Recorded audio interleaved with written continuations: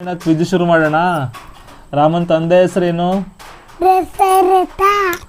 ರಾಮನ ಅಮ್ಮನ ಹೆಸರೇನು? ಕೌಸಲ್ಯ. ರಾಮನ ಹೆಂಡತಿ ಹೆಸರೇನು? ಸೀತೆ. ರಾಮನ ಮಕ್ಕಳ ಹೆಸರೇನು? ಲವಕುಶ. ರಾಮನ ತಮ್ಮನ ಹೆಸರೇನು? ಲಕ್ಷ್ಮಣ. ರಾಮನ ಗೆಳೆಯನ ಹೆಸರೇನು? ಹನುಮಂತ. ವಾನರ ರಾಜರ ದಿಕ್ಕಳು ಯಾರು? ಸುಗ್ರೀವ. ವಾಲಿ. ವಾಲಿ ಮಗ ಯಾರು? ಅಂಗದ. ರಾವಣನ ಹೆಂಡತಿ ಹೆಸರೇನು? ಮಂಡೋದರಿ. ರಾವಣನ ಮಗನ ಹೆಸರೇನು? ಮೇಘನಾದ.